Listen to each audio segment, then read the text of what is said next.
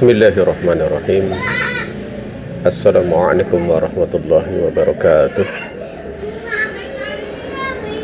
Alhamdulillahilladzi ja'ala ala abdihi ar-risalata wa nubuwah.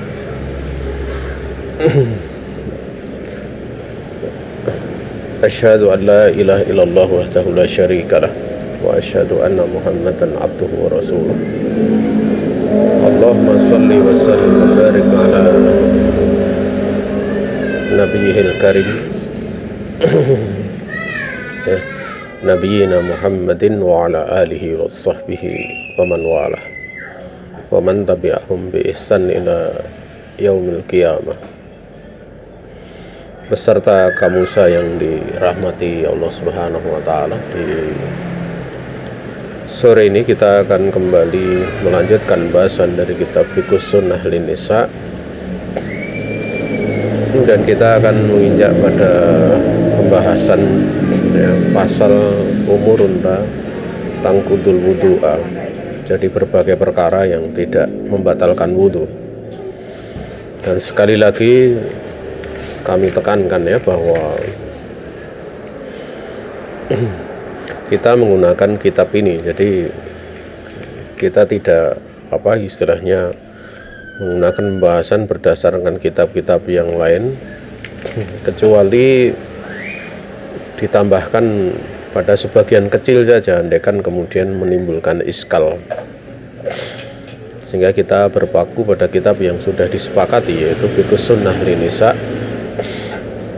yang ditulis oleh Abu Malik Kamal bin Said Salim Nah, dimana pada perkara ini, yaitu pasal ini tidak membatalkan wudhu, ada beberapa perkara yang di situ dijelaskan, paling tidak ada 6 perkara di dalam kitab tersebut.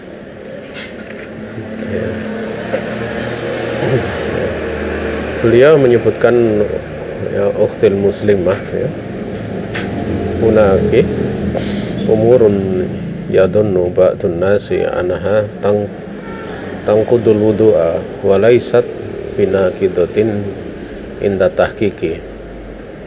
Saudaraku muslimah, di sana ada beberapa perkara, hunaka umurun, perkara yang sebagian manusia menyangka kalau itu akan membatalkan wudhu, padahal bukan membatal wudhu setelah dilakukan berbagai macam penelitian.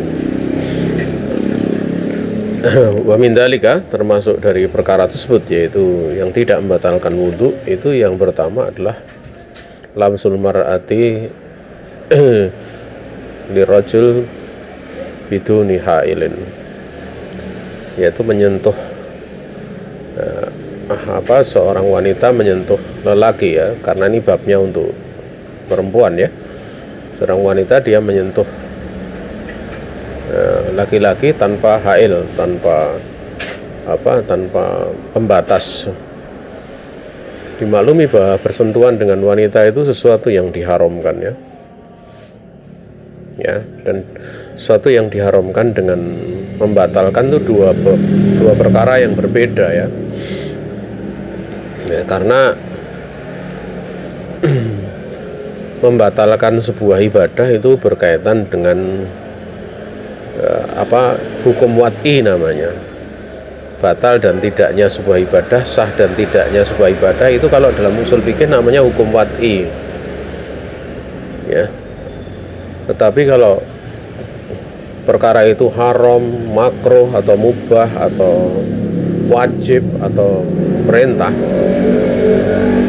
itu berkaitan dengan hukum yang 5, hukum syar'i yang 5, hukum syariat yang 5, yang mana pembahasan seputar masalah fikih itu banyak membahas tentang seputar hukum yang 5 ini, pembahasannya seputar tentang hukum yang 5. Namun juga berkait pula di dalamnya, karena dalam usul termasuk hukum wat'i, di dalam penerapan fikih juga diterapkan seperti hukum tentang syarat-syarat ya, tentang rukun-rukun ya, yang itu menyangkut tentang sah dan tidaknya sebuah perkara gitu ya, sah dan tidaknya sebuah perkara ya, seperti syarat-syarat, kemudian penghalang-penghalang gitu. Nah, itu termasuk hukum wat'i ya. Sebelum kita menginjak, supaya kita tidak bingung ya, seperti pernikahan ya. Pernikahan itu kalau berzina kan haram hukumnya ya. Tapi kalau seorang yang mau menikah itu berzina lebih dulu gitu, kemudian mau hamil ataupun tidak gitu, atau bahkan kemudian hamil ya, sampai hamil, itu kalau kemudian menikah dalam masa hamil itu sah atau tidak, nah, itu hukum wat'i namanya ya. Dan negeri kita, madhab negeri kita ya, yang dianut oleh pemerintah ya, itu bahwa menikahnya orang yang posisi hamil itu sah nikahnya ya. Kalau di negeri kita yang dipakai hukum itu, karena memang madhab Syafi'i berpandangan seperti itu. Yang mana sudah dimaklumi bahwa zina itu hukumnya haram, sepakat gitu. Para ulama sepakat hukumnya haram. Tapi masalah posisi menikah itu beda lagi babnya gitu loh. Ya. Kalau di beberapa tempat yang lain berpandangan bahwa menikah dalam posisi hamil itu nggak sah nikahnya ya. Karena di dalam seorang hamil itu ada hukum yang berkaitan dengan hukum masa iddah gitu, iddahnya orang hamil gitu kan tidak boleh nikah gitu ya, boleh menikah setelah melahirkan. Kemudian juga ada pembahasan lain seputar nanti masalah nasab gitu loh, anak itu nasabnya ke siapa gitu, karena terkumpul nanti dua air mani halal yaitu setelah pernikahan, dan air mani haram ya. Dan Islam itu mengharamkan ya, terkumpulnya dua air mani dalam satu rahim ya. Makanya ada masa iddah namanya, dimana masa iddah itu ada istibra ya, ada istibra'ur rahim ya, teranggapnya rahim itu bersih dari air mani. Makanya di dalam hukum perceraian itu tidak boleh tolak itu dilakukan setelah berkumpul. Jadi ditunggu sampai masa suci, kemudian baru dicerai. Dalam posisi haid saja dicerai hukumnya haram ya. Ya memang tentang perkara tersebut ya, ada dua kemungkinan kan orang hamil itu, apakah yang menikahi itu adalah lelaki yang menghamilinya atau lelaki lain. Kalau lelaki lain kan dua air mani yang berbeda akan berkumpul. Tapi kalau lelakinya sama, itu air maninya sama gitu, tetapi yang satu masa dalam posisi halal karena sudah menikah, yang satu dalam posisi haram karena belum menikah gitu. Dimana nasab anak itu kan ada pembahasan gitu loh, dimana kalau seorang wanita hamil tanpa suami itu nasab kepada ibunya dan bukan kepada bapaknya, walaupun dia bapak biologis gitu ya. Nah itu pembahasan seputar mesti dipahami, yaitu hukum wat'i namanya ya. Sehingga di sini mesti dibedakan ya, supaya orang paham gitu bahwa wanita menyentuh laki-laki tanpa hail itu dalam hukum wat'i menurut pendapat penulis di sini tidak membatalkan wudu. Tapi hukumnya apa ya? Kalau itu adalah suami istri ya halal. Kalau istilahnya mahram ya tidak ada masalah, tidak dosa gitu. Tapi kalau wanita tersebut menyentuh lelaki ajnabi, ya hukumnya haram. Wa umdatu ma yastadilu bihi alqailuna binaqdil wudu min masil marhah qauluhu subhanahu wa ta'ala aula mastumun nisaa falam tajidu ma'a fatayammamu, ya. Sandaran dalil yang berpendapat menyentuh wanita menyentuh laki-laki membatalkan wudhu, yang digunakan dalil, ya, itulah firman Allah Subhanahu wa ta'ala, atau kalian itu menyentuh para wanita, istri lebih khusus, kemudian kalian tidak mendapati air, maka bertayamumlah kalian, ya. Yang menjadi pembahasan adalah la mastum, ya, mula masah itu bersentuhan itu, ya, tafsirnya apakah bersentuhan semata-mata bersentuhan atau sebenarnya ada tafsir yang lain, ya. Karena bahasa ilmu itu dengan bahasa peradilan itu beda, gitu, ya.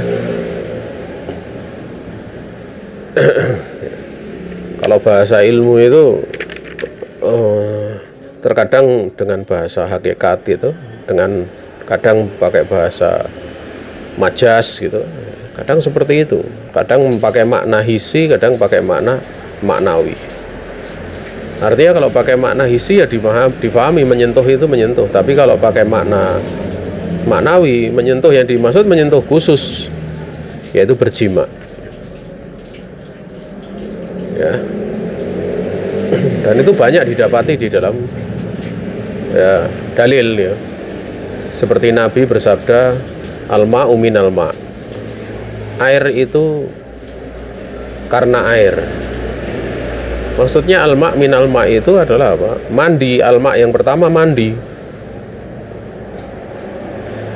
ya, yaitu mandi wajib. Itu minal ma', karena keluar air, gitu, air mani maksudnya, dengan syahwat, maksudnya dengan air itu memancar, gitu loh. Ya itu seperti itu, gitu. Dalam nas kalau mau didapati, ya, dalil-dalil seperti itu sangat banyak, sehingga makna la mastum itu perlu untuk dilihat, ya, penafsirannya bagaimana, gitu, ya. Ya. Dan kita tahu menafsirkan Al-Quran itu kan ada urutan-urutannya, Quran dengan Quran, Quran dengan hadis, gitu. Kemudian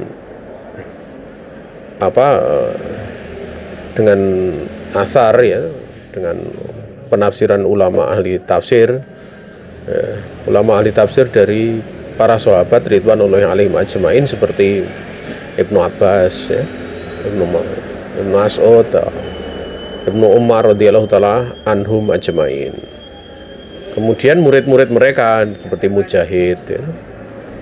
Kemudian Qatadah, Ikrimah, ya, itu murid-murid dari kalangan tabi'in, kan. Termasuk pula ada Sa'id bin Jubair, gitu. Itu ulama-ulama ahli tafsir, ya. Kemudian kalau tidak ada asar seperti itu, ditafsirkan menurut penafsiran bahasa Arab,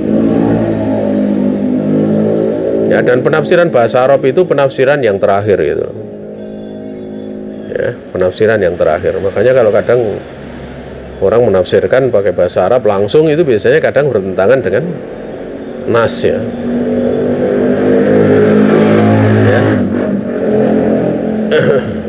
Dan penafsiran bahasa itu pun nanti perlu dibahas, ya, karena terkadang pada beberapa perkara itu menyangkut makna lugawi atau makna istilahi, gitu loh, ya. Makna istilahi kan lugawi beda mau istilahi. Contoh misalnya tentang maulud Nabi atau maulid Nabi itu kan secara bahasa, ya, namanya maulud itu kan yang dilahirkan, kan, maulud itu kelahiran, Ya, kelahiran artinya kelahirnya seseorang, kelahiran. Ya, itu dimaklumi gitu. Ya. Tapi kalau misalnya ada orang bahasanya hukum maulud atau hukum maulid gitu, yang dimaksud itu hukum ihtifalatnya gitu loh, hukum merayakannya. Karena kalau hukum maulud itu ya sudah dimaklumi, maulud Nabi itu lahirnya Nabi. Kalau menolak lahirnya Nabi, ya menolak lahirnya Nabi padahal Nabi lahir, ya itu jelas tidak tergambar orang berpikir seperti itu, secara bahasa seperti itu. Yang dimaksud adalah ihtifalat, yaitu perayaannya gitu, hukum perayaannya. Jadi supaya seorang dia bisa melihat ya bahwa di dalam bahasa itu kadang ya seperti itu ya. Seperti contoh misalnya kok secara bahasa hadis itu adalah ucapan, pembicaraan, cerita, itu hadis itu. Tapi kalau dalam bidang ilmu, hadis yang dimaksud adalah apa? Ya sabda Nabi gitu loh. Sabda Nabi itu secara asal ya, walaupun di situ ada pembahasan nanti kaitannya dengan aqwal para sahabat. Maka di dalam perkara ini beliau mengatakan walaisa fi hadza hujatun fa innal lamsa al muradu fil ayah fa innal lamsa al muradu fil ayah huwa ya. Atau afa innal lamsa al murada fil ayah huwa al jima'u kama sahha an Ibnu Abbasin wa khalafahu Ibnu Mas'ud wa Ibnu Umar wa ghairuhum. Di dalam perkara ini tidak ada hujah karena lamas yang dimaksud pada ayat ini adalah jima, sebagaimana telah sahih dari Ibnu Abbas ya. Dan menyelisih dari pendapat Ibnu Abbas itu adalah Ibnu Mas'ud dan Ibnu Umar, demikian pula selainnya ya. Berarti kan memang di sini sudah ada khilaf ya tentang masalah ini. Ingat, kalau terjadi khilaf seperti itu, ini penafsiran sahabat ya. Ya, maka kita tahu bahwa setiap perselisihan itu mesti diselesaikan gitu, disingkap ya. Karena dengan disingkap itu nanti akan ada persatuan di atas al-haq. Kalau toh kemudian perselisihan itu nanti sifatnya permacaman, oh ini boleh, oh ini boleh, nanti akan saling menghormati. Dan saling menghormati itu akan menciptakan persatuan pula. Akan menciptakan persatuan pula. Ya, ini yang harus difahami gitu loh. Sehingga ya, fikih itu tidak menjadi sumber perselisihan ya. Karena manusia itu secara asal memang mereka itu ditabiatkan berselisih ya.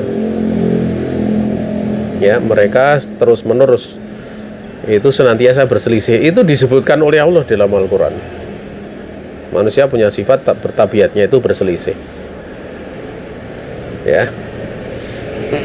Namun untuk perselisihan di dalam urusan agama itu mesti segera diputuskan gitu. Segera diputuskan bagaimana gitu loh. Urusan warisan saja itu kalau nggak segera diputuskan nanti akan terjadi perselisihan sampai generasi, anak keturunan bermusuhan. Lebih-lebih dalam urusan agama itu jauh lebih penting gitu ya. Dan kalau kemudian sudah ada nas yang datang yang jelas ya, nas yang, maka disitulah kemudian letak perselisihannya, itu selesai gitu. Letak perselisihan sudah selesai, diselesaikan. Hanya saja kalau kemudian ternyata memang mengandung kemungkinan makna demikian dari nas-nas yang ada, ya itu baru namanya tanawu'iyah nanti, permacaman. Kalau permacaman ya harus saling menghormati gitu loh. Tapi kalau bukan permacaman yang satu itu rojeh, yang satu marjuh, yang satu kuat, satu dilemahkan. Yang satu ada ibroh dari sisi hukum, dan sisi tidak ada ibroh. Kalau tidak ada ibroh yang tidak dianggap gitu loh.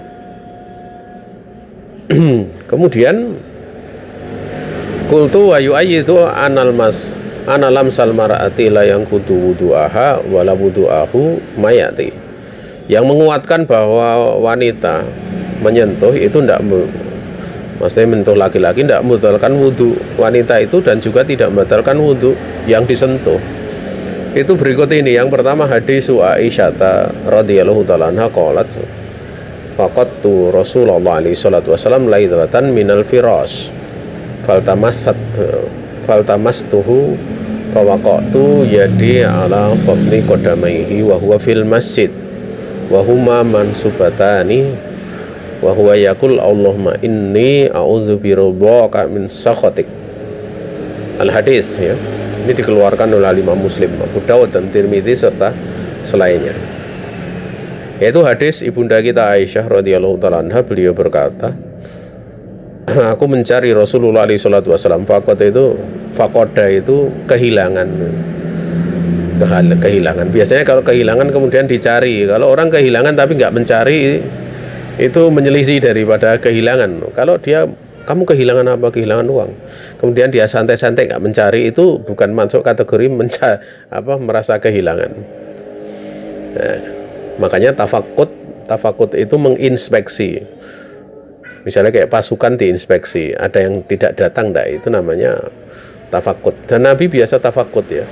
Ba'da sholat itu menghadap ke jamaah, ini siapa yang tidak hadir gitu. Ya. Nah, maka ibunda kita, ya, sebagai seorang istri, ya, kadang tidur di sisi suaminya, kok dicari nggak ada gitu loh. Ya.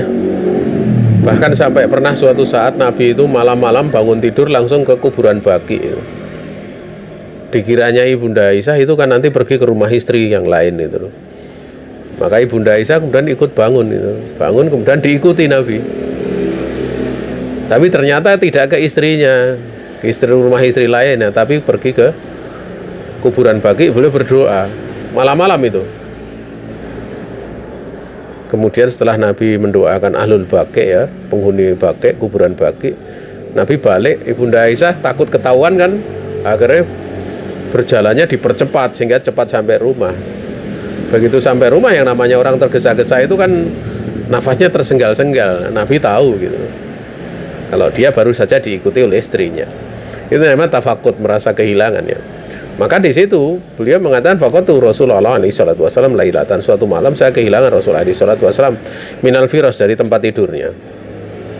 Kemudian aku berusaha menyentuhnya. Itu kayak biasa kan kalau nyari mana ini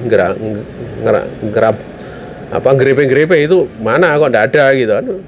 Ternyata setelah dicari itu aku menyentuhnya. Padahal Nabi alaihi salatu wasallam bahwa kok tuh jadi tanganku itu mengenai pada bagian telapak kakinya gitu. Telapak kakinya, karena telapak kakinya sedang duduk gitu loh. Artinya bagian bawahnya itu yang putih itu. Ya. Beliau itu wahwa fil masjid. Yang dimaksud masjid di sini secara bahasa, bukan secara uruf. Uruf masjid itu kan tempat yang dikhususkan untuk sholat, seperti masjid namanya Masjid Nabawi, Masjidil Haram, itu kan namanya masjid. Tapi yang dimaksud secara bahasa, maksudnya masjid itu tempat sujud. Artinya kalau itu tempat tidur di sampingnya kan gitu. Kan tidak mungkin ibunda kita dan Nabi itu tidur di Masjid Nabawi, kan tidak mungkin gitu. Tapi tidurnya di rumahnya gitu. Dicari, oh berarti masjid di sini dimaksud apa? Masjid di situ adalah tempat sujud. Ya, dan kedua telapak kaki beliau itu mansubatani, ditegakkan. Ya. Mana ulangi, ya, mansubatan di sini. Ditegakkan itu bisa dua keadaan, kemungkinan dua keadaan. Keadaan yang pertama memang duduk.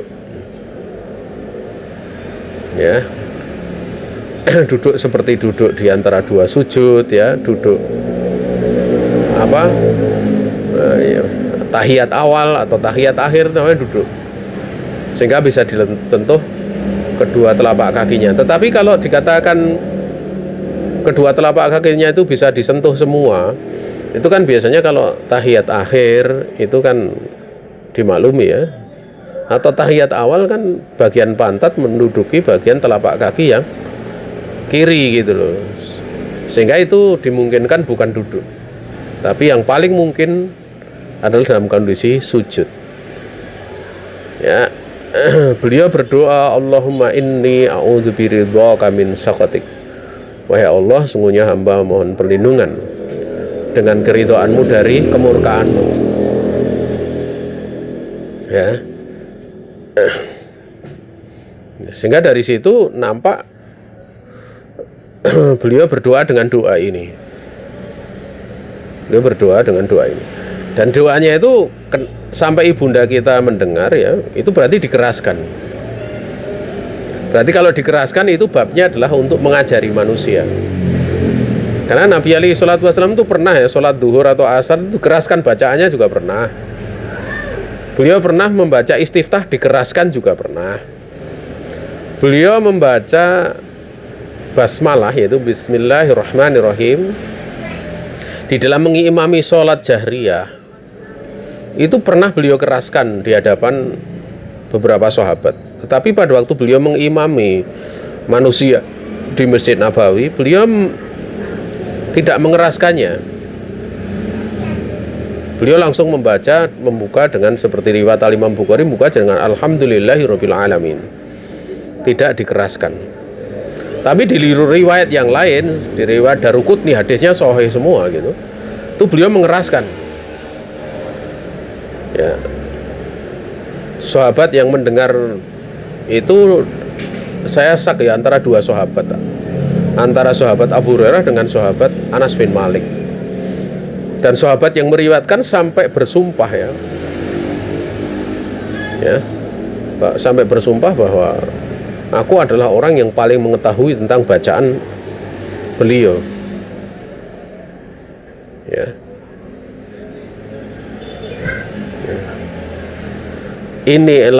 Inilah a'lamu. Ya. Qiraatan bi sholati Rasulillah alaihi salatu wasallam. Aku ini orang yang paling mengetahui tentang bacaan sholatnya Rasulullah. Dan beliau mengeraskan gitu. Sehingga kalau ada orang yang apa istilahnya melihat kok dikeraskan basmalahnya tidak dikeraskan, ya sebenarnya tidak perlu untuk diperselisihkan gitu. Karena memang itu ada dua riwayat gitu. Ya, sebagian menyebutkan bahwa dikeraskannya itu dalam rangka untuk mengajari. Kalau sudah bisa ya, tidak perlu untuk dikeraskan. Sebagian menjelaskan seperti itu.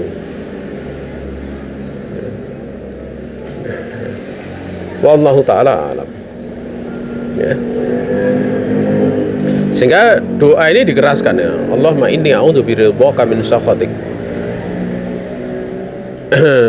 Dan tadi sudah dijelaskan bahwa kemungkinan yang paling besar adalah di waktu apa?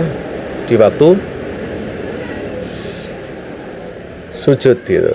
Dan itu sesuai dengan hadis yang dikeluarkan oleh Imam Bukhari, wa amma sujudu fajtahidu fid du'a faqaminun an yustajaba lakum. Di dalam hadis yang dikeluarkan oleh Imam Bukhari, Nabi bersabda, adapun dalam sujud bersungguh-sungguhlah kalian itu di dalam bersujud, dalam berdoa.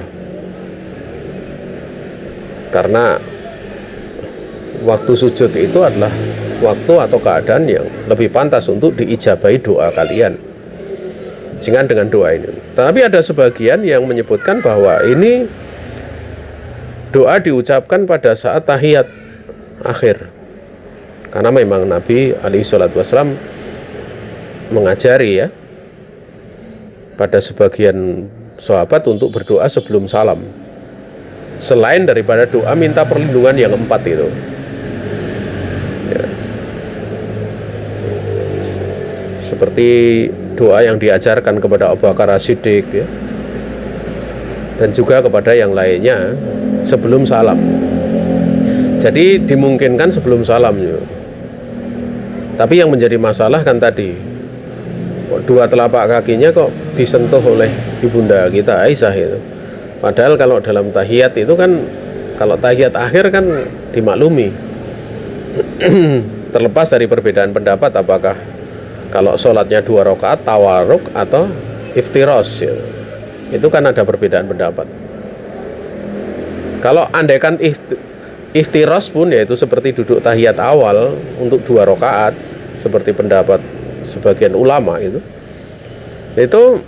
kan pantatnya ngenai telapak kaki yang kiri kan ya. Tapi masih tersisa kalau diraba ya masih mungkin didapat gitu. Jadi itu silang pendapat gitu. Wallahu ta'ala a'lam. Yang menjadi syahid kaitannya dalam masalah ini kan tentu ya, suami istri itu kan ya bersentuhan kan. Artinya Ibunda Aisyah menyentuh Nabi dalam keadaan sedang sholat. Berarti kan Nabi di situ Nabi tidak membatalkan sholatnya. Ya. Dan seorang istri menyentuh suami itu bisa beberapa keadaan ya. Bisa jadi karena syahwat ya, juga bisa jadi karena tidak syahwat gitu loh. Supaya dimaklumi gitu loh. Kan bolehnya bersentuhan lelaki dan perempuan dengan syahwat itu kan suami istri. Karena secara asal itu adalah ajnabi, masing-masing orang asing gitu loh. Tapi karena sudah menikah diperbolehkan menyentuh dengan syahwat. Ya. Naam. Kemudian wa anha qalat, dan juga di dalam riwayat yang lain yang dikeluarkan oleh Imam Bukhari dan Muslim, Ibunda Aisyah juga beliau berkata ya, kuntu anamu baina yaday Rasulillah sallallahu alaihi wasallam wa rijlaya fi qiblatihi fa idza sajada ghamazani faqabattu rijlaya fa idza qama basattuhuma qalat al-buyut yauma idzin laisa fiha masabihu. Dari Bunda kita Aisyah juga beliau berkata, saya ya, saya tidur ya di hadapan Rasulullah SAW dan kedua kakiku itu ada di kiblatnya. Jadi beliau sedang sholat itu kedua kakinya itu selonjor di hadapan tempat sujud Nabi gitu. Maka apabila beliau bersujud, beliau itu gomazani, meraba kakiku pada bagian kakinya supaya ayo kayak seolah-olah ngomong ayo singkirkan, aku mau sujud kan gitu. Kemudian ku tekuk kedua kakiku.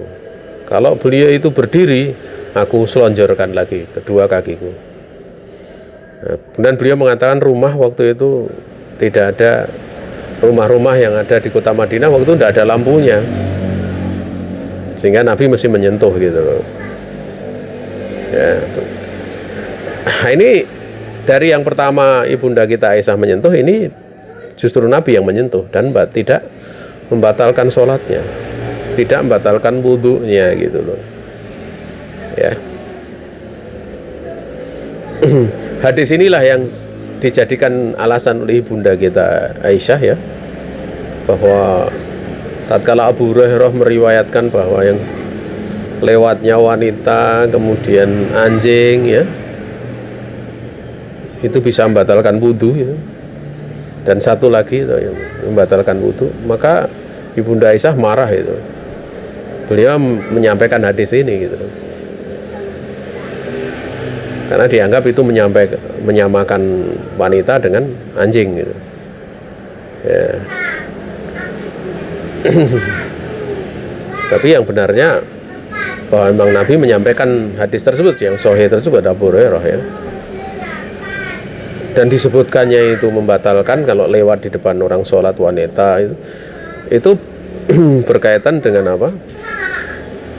Berkaitan dengan bisa mengganggu khusyuknya sholat ya. Dimaklumi kalau wanita cantik lewat itu, atau bahkan wanita udah lewat itu akan menjadikan gundah gulana orang yang dilewatinya gitu ya, akan mengganggu khusyukan sholat dan itu dilarang.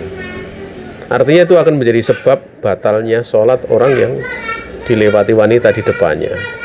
Tentunya manakala dilewati itu di antara dia dengan sutroh misalnya ya. Adapun di luar sutroh itu tidak ada masalah.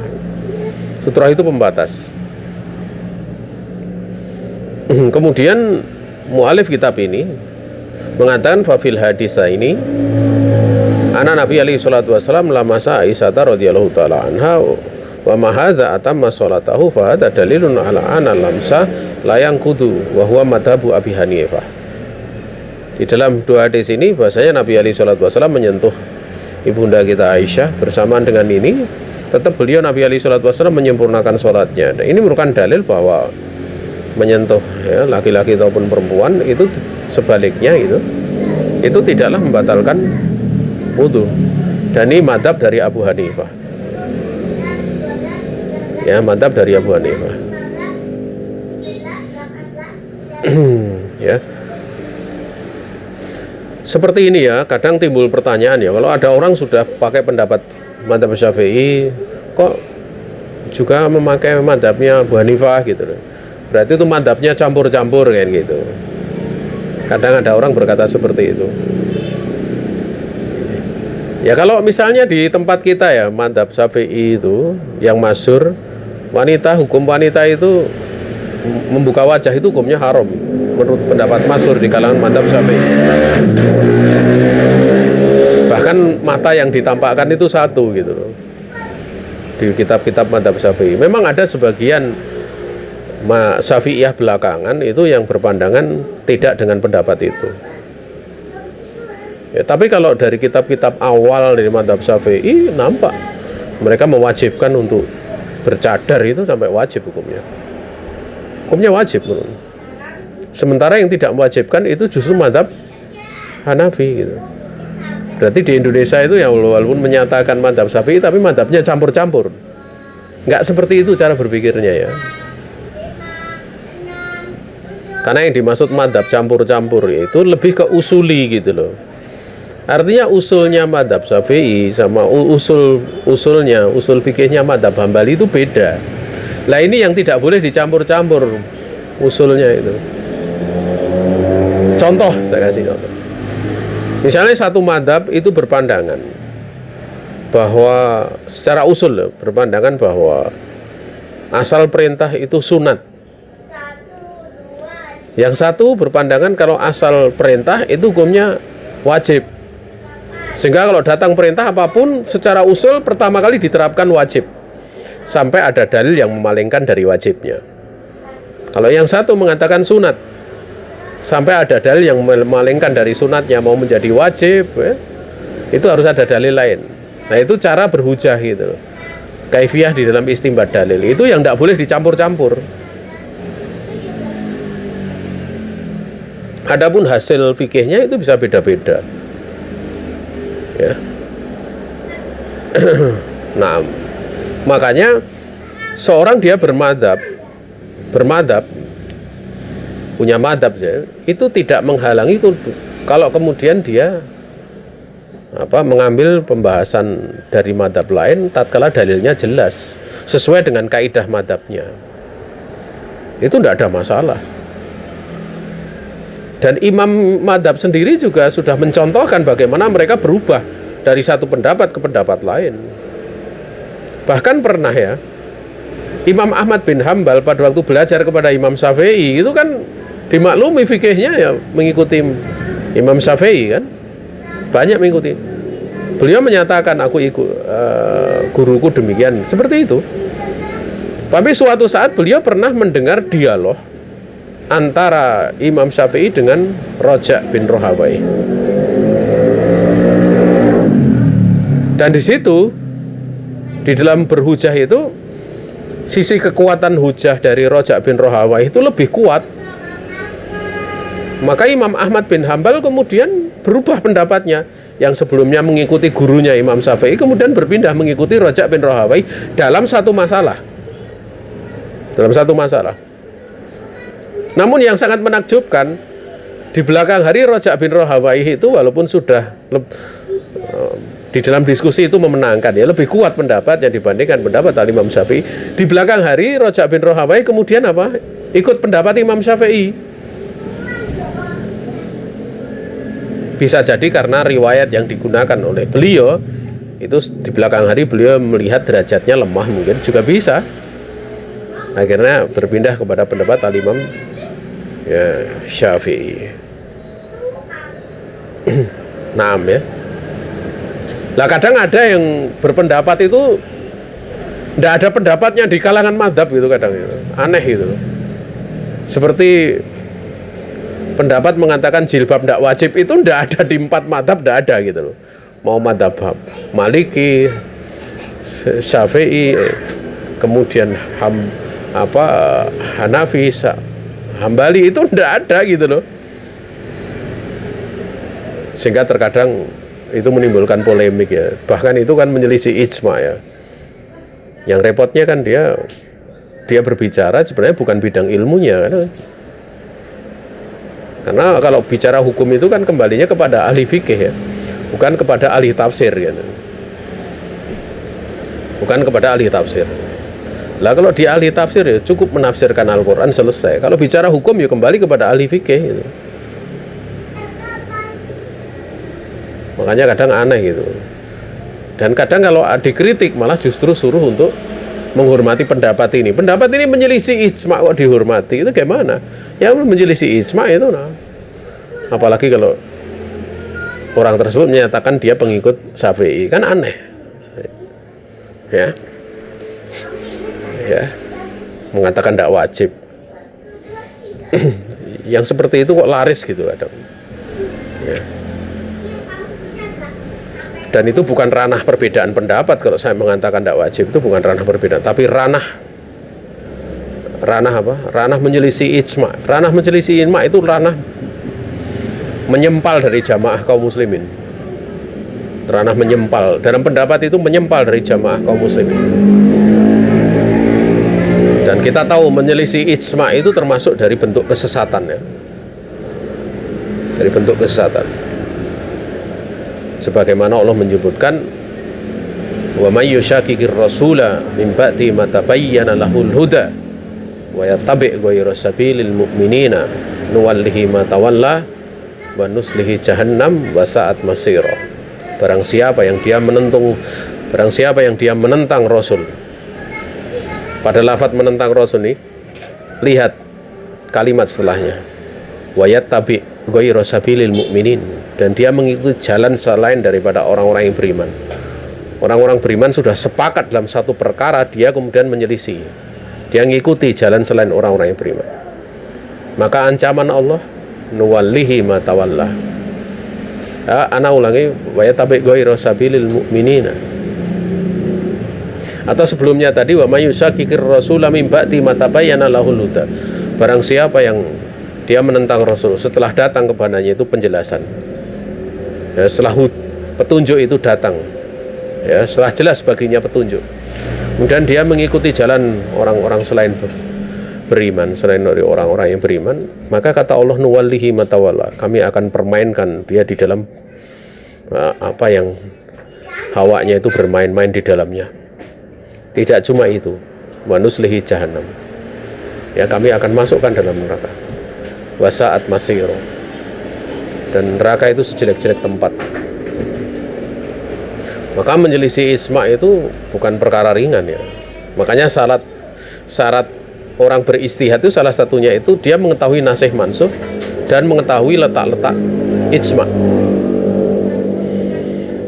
Nah, kemudian yang ketiga, ini kan yang satu, kemudian dua, yang ketiga waqad warada ana Nabi alaihi salatu wasallam karena yuqabilu ba'du nisa'i tsumma yakhruju ila sholati wala yatawaddo. Di dalam riwayat Imam Abu Dawud, Imam Nasai dan Nasai, namun memang ada yang mendhaifkannya di sini. Dari ulama-ulama dahulu mendhaifkan hadis ini ya. Warid bahasanya Nabi alaihi salatu wasallam beliau pernah mencium sebagian istrinya, kemudian beliau keluar untuk sholat dan beliau tidak wudhu lagi. Ya. Ada yang beralasan dikatakan bahwa Nabi mencium itu tidak dengan syahwat. Tapi hadis tersebut secara lafaz itu tidak ada takyidnya ya. Mau mencium dengan syahwat atau tidak syahwat itu tidak ada penjelasannya. Artinya kalau tidak ada penjelasannya bisa mencakup mencium syahwat maupun mencium bukan syahwat, kan gitu. Ini secara pembahasan kaidah loh.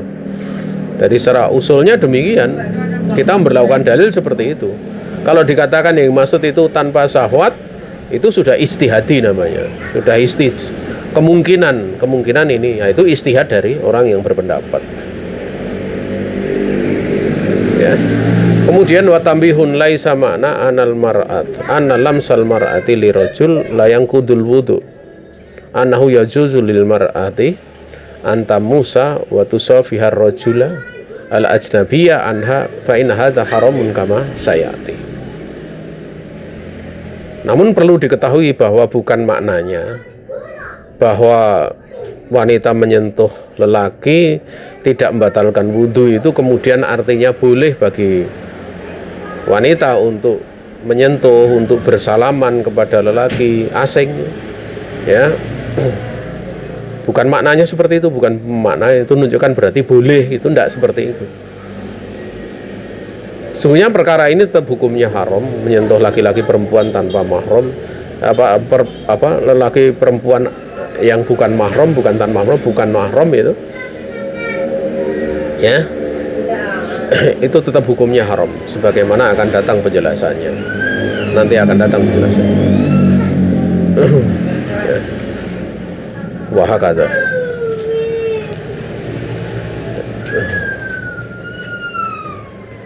Kemudian yang kedua, wa khurujud dam min ghairil makhrajil mu'tadi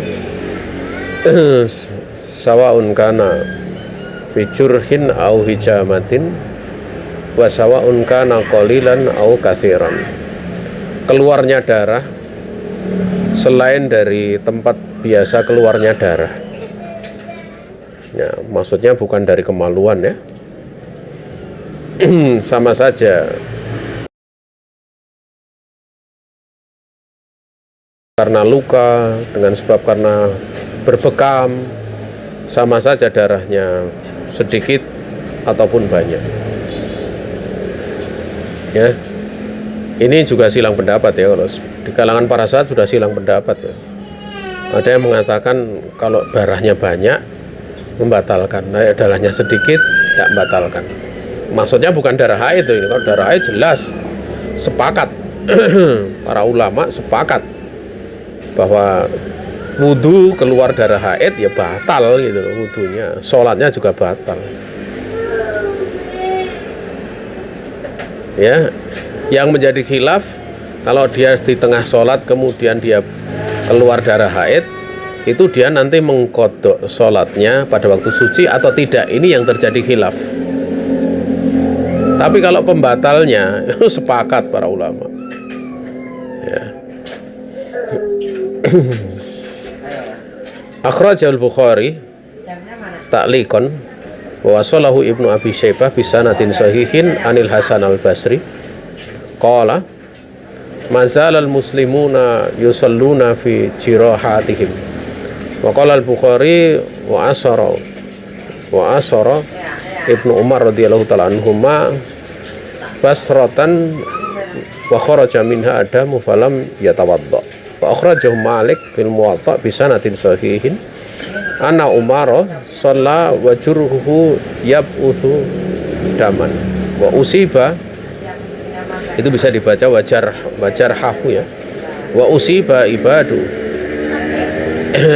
Ibnu Bishr bisihamin wa huwa yusalli fastamara fi sholati.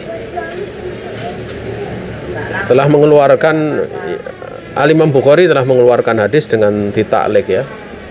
Taklik itu riwayat yang memang tidak disebutkan sanad-sanadnya. Jadi Imam Bukhari langsung menyebutkan riwayat tersebut, ya, tanpa disebutkan dari fulan,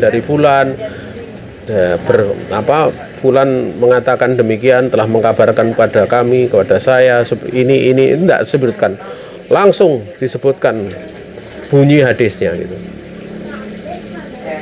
Dan ingat, ya, takliknya Imam Bukhari itu walaupun tidak disebutkan sanadnya, dia adalah mutasil. Kalau riwayat lain, ya, rawi-rawi lain itu kalau menyebut tidak disebutkan sanad-sanadnya, itu hadisnya itu lemah. Tapi kalau Imam Bukhari beda, ya. Imam Bukhari itu punya kekhususan. Takliknya Imam Bukhari itu mutasil. digantungkannya hadis tanpa disebutkan sanadnya, itu riwayatnya bersambung. Ada guru, ada beliau ngambil dari guru sampai ada lafaz hadis tersebut. Ini termasuk kekhususan. Di dalam ilmu hadis juga ada ya. Mursal ya. Mursal itu kalau mursal sahabat itu kan kalau terpenuhi beberapa syarat itu marfu dia sampai kepada Nabi, mursalnya sahabat. Kalau mursal tabi'in itu min hadis min kismin dhaif ya, termasuk dari jenis hadis dhaif ya. Ya, karena hadisnya dikatakan mungkote, ingkito, ya. Ada keterputusan. Artinya dia langsung meriwayatkan dari tabi'in langsung dari Nabi gitu. Kalau mursalnya sahabat itu beda. Mursalnya sahabat itu ada ya, kalau dia mengambil dari sesama sahabat ya dia mutasil kan. Biasanya sahabat dia mengambil dari Nabi alaihi salatu wassalam. Makanya mungkoteknya istilahnya mursalnya sahabat itu beda. Tapi kalau mursalnya tabi'in itu kan tabi'in kok langsung menyebutkan dari Nabi, itu kan tidak mungkin itu. Tapi khusus mursalnya dari Sa'id bin Musayyab itu mutasil sampai Nabi. Ya. Karena memang beberapa riwayat banyak ya. Sa'id bin Musayyab itu menyebutkan dari Nabi padahal beliau itu tabi'in. Cuma di situ ada qarinah karena Sa'id bin Musayyab itu menantu dari Abu Hurairah. Beliau menantu dari Abu Hurairah. Sehingga kalau namanya menantu kan mengambil dari mertuanya orang alim itu jelas gitu loh. Ya, itu di dalam ilmu hadis. Maka Imam Bukhari menyebutkan dengan taklik di sini bahwa Solahu Ibnu Abi Syaibah. Ibnu Abi Syaibah itu menyambungkannya ya dengan sanad sahih dari Hasan Al-Basri. Artinya kalau sampai Hasan Al-Basri berarti kan sampai tabi'in. Berarti kalau tabi'in apa yang dia lihat dari para sahabat kan demikian. Beliau mengatakan qala Hasan Al-Basri mengatakan mazalal muslimuna, terus menerus kaum muslimin mereka sholat dalam keadaan mereka itu terluka fi jirahatihim, karena dulu kan jihad itu kan nampak gitu ya, terluka, apalagi banyak peperangan juga kan. Kemudian Imam Bukhari juga berkata, nah ini ya, Imam Bukhari juga berkata wa asara Ibnu Umar itu memeras bisulnya. Memeras bisul apa ya? Kalau bahasa Jawa nyotot itu, supaya di planet itu supaya bisulnya keluar. Wa kharaja minha adamu, ya, darah itu keluar dari bisul tadi. Falam yatawaddo, dan Ibnu Umar dia tidak berwudu, menunjukkan tidak membatalkan. Dan juga wa akhraja Imam Malik di dalam kitab Al-Muwatta dengan sanad yang sahih, beliau menyebutkan bahasanya Umar radhiyallahu taala anhu beliau sholat sementara lukanya itu mengeluarkan darah. Juga Ibad Ibnu Bishr itu beliau terkena panah ya, bisihamin, maksudnya anak panah. Beliau sedang sholat, tapi beliau tetap meneruskan sholatnya, padahal dari tempatnya itu keluar darah. Luar biasa ya, sholat dalam kondisi dipanah itu, tapi sholatnya dilanjutkan itu. Subhanallah. Wa ma'lumun anna Nabi alaihi salatu wasallam qad ittala'a ala dzalik wa lam yunkir alaihi istimrara bis shalah ba'da khurujid dam. Dan maklum bahasanya Nabi alaihi salatu wasallam mengetahui peristiwa yang terjadi pada istilahnya Ibad Ibnu Bishr itu. Nabi tahu. Ya. Namun Nabi alaihi salatu wasallam tidak mengingkari terus-menerusnya dia di dalam sholat setelah keluar darah. Artinya sholatnya dilanjutkan itu tidak diingkari oleh Nabi alaihi salatu wasallam. Walau kan ada munakidun la bayyana dzalika lau waliman ma'ahu fitilkal ghusbah. Andaikan memang darah itu mengeluarkan darah selain daripada tempat keluar biasa darah itu membatalkan wudhu, nih saya Nabi akan menjelaskan perkara tersebut kepada Ibad ya Ibnu Bishr tersebut ya. Naam ya. Dan juga orang yang bersama beliau di dalam perang tersebut kayak gitu. Wa takhiru bayan an waqtil hajah la yajuz, dan mengakhirkan penjelasan di saat butuh, ada kebutuhan, itu tidak boleh. Artinya Nabi melihat di situ kan kok kemudian oh itu kemungkinan karena Nabi menjelaskan besok atau nanti, itu tidak boleh. Secara hukum tidak boleh. Sebagai beliau sebagai seorang rasul, kejadian itu ada wahyunya dari Allah. Kalau kemudian sebab berlakunya hukum itu ada, sebab peristiwa berlakunya hukum atau sebab peristiwa waridnya dalil itu ada,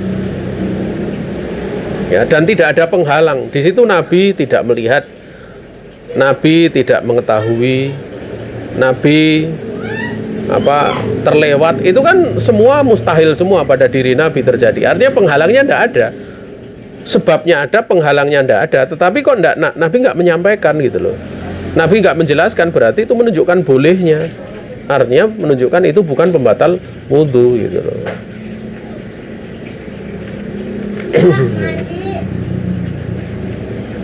Kemudian yang selanjutnya adalah al-qai wa nahwu, yaitu muntah dan yang semisalnya. Waqad ruwiyat ahadisu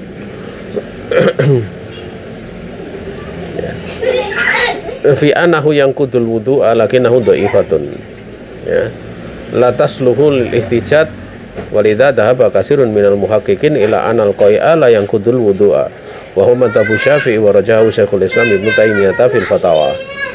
Dan sungguh telah diriwayatkan hadis-hadis yang menyatakan bahwa muntah itu membatalkan wudu, ya. Namun hadis-hadisnya dhaif, tidak pantas atau tidak cocok untuk digunakan sebagai hujah. Oleh karena inilah kebanyakan dari para ulama ahli tahqiq yang meneliti tentang pendapat berpandangan bahwa muntah itu tidak membatalkan wudu. Dan itulah madhab Syafi'i, itu madhab Syafi'i, al-Imam Syafi'i. Dan telah merojehkan pendapat ini Syekhul Islam Ibnu Taimiyah rahimahullah ta'ala dalam fatwa beliau, dalam al-Fatawa beliau. Itu Syekhul Islam ini seorang ulama madhab Hambali, ya. Naam, qad warada hadisu Abi Darda anna Rasul alaihi salatu wasallam qa'a fa aftara fa tawadda. Lakin al hadisu la yufidu wujubal wudu'i, ya, minal qai' li'annahu mujarradu fi'lin nabi fala yadullu ala al-naqd wallahu alam. Ya. Dalam riwayat dikeluarkan oleh Imam Tirmidzi dan Imam Abu Dawud dengan sanad yang sahih, ya. Itu yang benar warid hadis dari Abi Darda bahasanya Rasul alaihi salatu wasallam beliau waktu itu muntah, ya. Kemudian beliau pun berbuka. Kemungkinan itu kan berbuka berarti sakit, kemungkinan beliau sakit, ya. Berbuka. Setelah itu beliau berwudu, ya. Namun hadis ini tidak memberikan faedah wajibnya wudu bagi yang menunjukkan bahwa qai' itu membatalkan wudu, bukan itu. Tidak memberikan faedah karena semata-mata perbuatan Nabi. Jadi perbuatan Nabi itu kan bisa beberapa kemungkinan, bisa ini, itu, dan yang lain sebagainya, ya. Makanya dalam hadis itu ucapan Nabi lebih didahulukan dari perbuatan Nabi, karena perbuatan Nabi itu sifatnya ihtimal, berbagai macam kemungkinan, ya. Nabi sebagai istilahnya sebagai basar, ya, dia melakukan sesuatu karena tabiat manusia itu juga ada gitu, ya.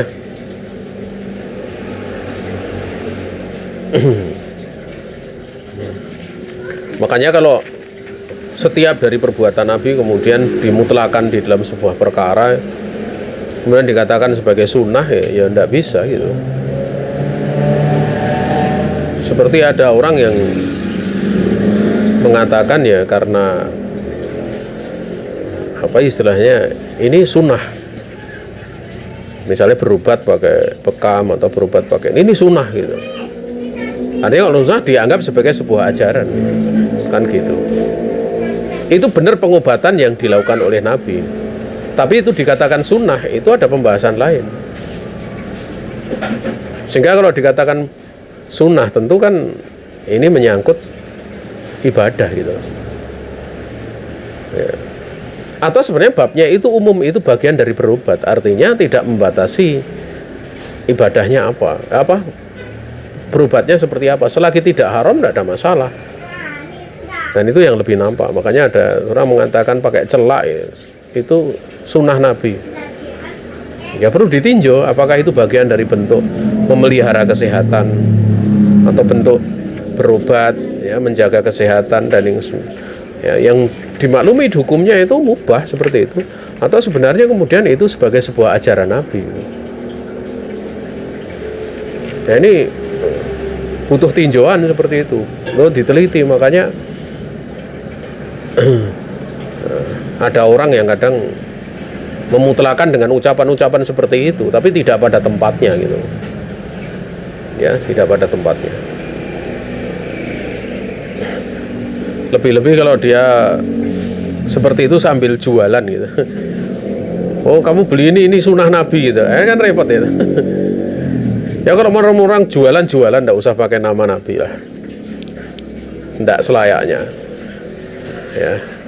Nama-nama beliau, sunnah beliau dibawa ke dalam hal-hal yang orang untuk nyari keuntungan. Ya, kemudian ya, fala ya dulu ala nakat, itu tidak menunjukkan bahwa itu membatalkan. Selesai pembahasan kita di sore ini ya. 3 perkara sudah kita bahas ya.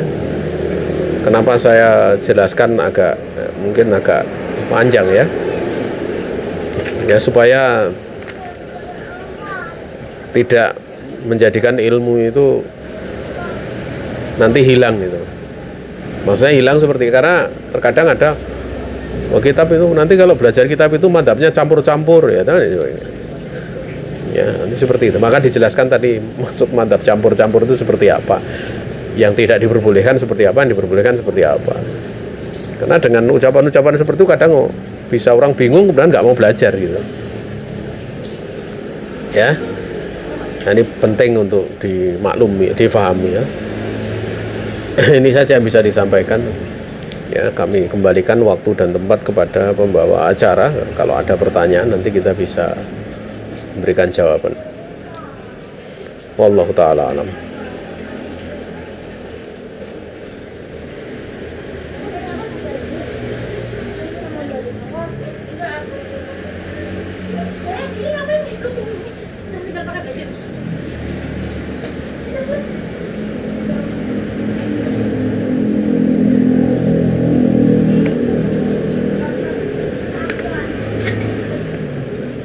Oh ya, sebentar saya lihat.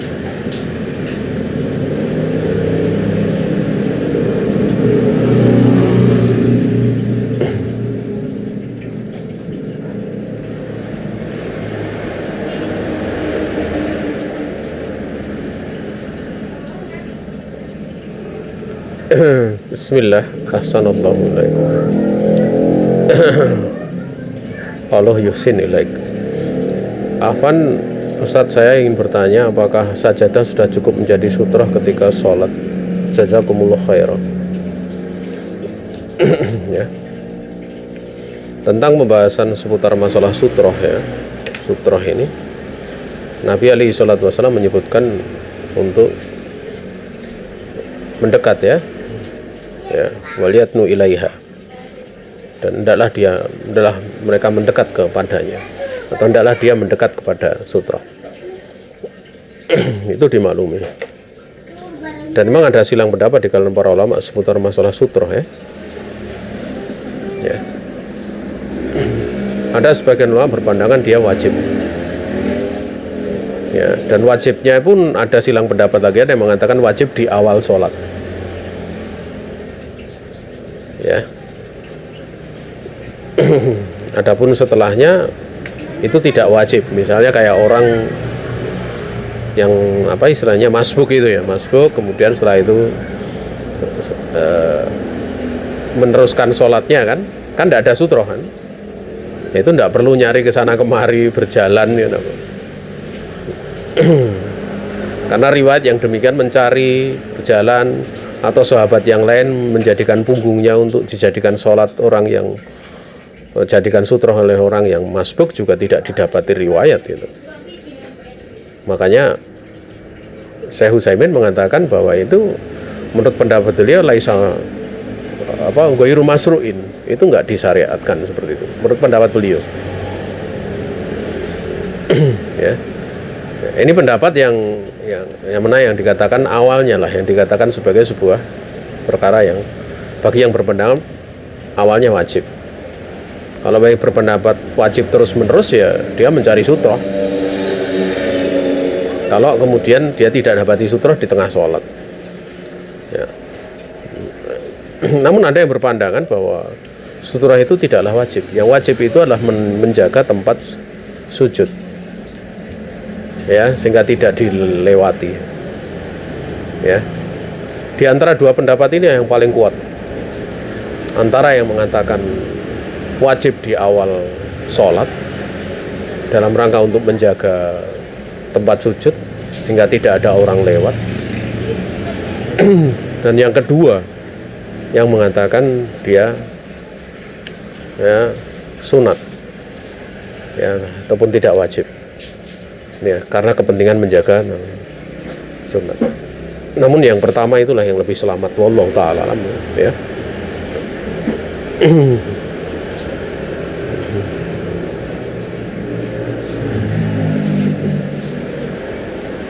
Kemudian yang kedua, bismillah wan. Saya ingin bertanya di luar tema wanita haid selalu berubah-ubah itu bagaimana ya Ustadz? Ya kalau seorang haid berubah-ubah, maksudnya berubah-ubah apa? Berubah-ubah waktunya atau berubah-ubah tentang sifat darahnya? Kalau orang yang dia berubah-ubah waktunya, ya, yang nggak jelas waktunya, berarti dia bukan orang yang punya adat kebiasaan. Berarti dia menghukumi haidnya itu dengan berdasarkan darah haid yang keluar. Berarti dia termasuk jenis orang yang kedua. Kan wanita haid itu tidak akan keluar dari 3 jenis manusia, 3 jenis orang. Yang pertama jenis yang punya adat kebiasaan. Yang kedua tidak punya adat kebiasaan tapi bisa membedakan darah haid dan darah bukan haid. Yang ketiga itu tidak punya kebiasaan, tidak bisa membedakan. Ini biasanya orang yang mustahadah, orang yang kena istihadah. Maka dia berhaid dengan melihat kebanyakan wanita berapa meninggalkan waktu sholatnya, 6 atau 7 hari. Hanya yang menjadi masalah untuk jenis ketiga ini kapan dia memulainya. Mulainya dia ingat-ingat, dia harus mengkiaskan pada pertama kali muncul haid. Kalau misalnya pertama kali muncul haid itu setiap tanggal, awal pertama kali tanggal 10 Muharram misalnya, maka nanti di bulan setelahnya tanggal itu dia tidak sholat lagi. Tanggal 10 bulan setelahnya juga tidak sholat lagi. Dia tidak sholat 6 atau 7 hari. Dia kiaskan pada pertama kali. Ya, artinya mustahadah itu kan dia keluar terus darahnya. Wallahu ta'ala alam. Jadi wanita yang haidnya selalu berubah-ubah itu berubah bagaimana? Kalau berubahnya itu adalah berubah untuk jenis yang kedua yang tadi terangkan, ya dia lihat aja sifat darahnya darah haid atau enggak. Kalau sifat darah haid ya dia tidak sholat. Tapi kalau nanti kemudian ternyata yang keluar bukan darah haid, ya dia sholat. Nah, darah haid yang keluar selain daripada darah yang bukan darah haid tersebut, dia hukumi sebagai orang istihadah. Orang istihadah kan berarti itu selang-seling, kadang ini haid, kadang enggak, gitu. Darahnya kadang ini istihadah. Maka di saat istihadah dia berlaku seperti orang istihadah. Dia cuci kemaluannya dan dia berwudu. Dia ikatkan kain di tempat kemaluannya, kemudian dia wudu, kemudian dia sholat. Nanti kalau masuk waktu sholat lagi, dia berlaku seperti itu lagi. Ya, kok ada darah seperti itu, dia berlaku seperti itu. Tapi kalau misalnya darah itu di waktu duhur, dia sholat duhur berwudu gitu, dia berwudu dengan darah haid, darah istihadahnya dibersihkan ya. Tapi ternyata setelah itu berhenti di waktu asar, tidak ada keluar darah haid, ya dia nggak perlu berwudu. Misalnya dia nggak ada pembatal wudu seperti tidur dan yang lain sebagainya, pembatal wudu, atau dia buang air, maka wudunya masih ada, dia boleh untuk sholat asar. Tidak perlu wudu lagi karena apa? Tidak ada keluar daripada darah istihadah. Tapi kalau keadaan dimaksud berubah-ubah itu keadaan yang pertama. Ya, keadaan yang pertama itu keadaan di mana dia mungkin maju-maju itu misalnya, atau mundur ya. Biasanya 23 hari sekali muncul haid ya. Haid, kemudian selang 22 hari muncul haid lagi, kemudian menjadi 23 hari ya, nggak keluar darah haid ya. Maka kalau seperti itu ya dia dia menghitung itu dari awal darahnya haid. Kalau dia mundur loh, kalau mundur itu ya, mundur menjadi dari 21 22 hari langsung dihitung. Artinya dia tetap sholat di hari yang terakhir itu masih sholat gitu. Sebelum darah keluar itu dia sholat, tapi begitu darah keluar dia berhenti. Tapi kalau dihitung, loh gitu dulu kemarin 21 hari kok sekarang 22 hari sucinya, maka seperti itu tidak ada masalah. Yang menjadi masalah itu kalau berkurang, misalnya dari 23 menjadi 22, ini menjadi masalah. Apakah kemudian kalau dia keluar, biasanya dia 23 hari terus sucinya, kemudian setelah itu baru terjadi haid. Nah, suatu saat dia hari ke-22 suci, itu sudah 22 hari suci, dia sudah keluar darah haid. Maka untuk pertama kedua ya, untuk pertama kedua tetap dia sholat, walaupun keluar darah tetap dia memandang itu bukan darah haid, dia tetap sholat. Untuk yang pertama, misalnya sebelumnya 23 ya, bulan yang setelahnya 22, maka tetap dia sholat. Di hari ke-22 ini keluar, dia tunggu sampai hari ke-23. Di bulan setelahnya seperti itu lagi, dia tetap tidak meninggalkan sholat. Namun kalau sampai bulan ketiga seperti itu, baru dia memberlakukan bahwa dia berarti sucinya sekarang berubah dari 23 menjadi 22. Ini yang namanya perubahan perubahan waktu kebiasaan darah haid itu. Ya, karena kalau yang pertama, yang kedua itu belum dikatakan perubahan karena baru 1, 2. Tapi kalau udah 3 kali itu benar-benar berubah. Ya, dihukumi dengan hukum baru, ya, dengan hukum baru. Kemudian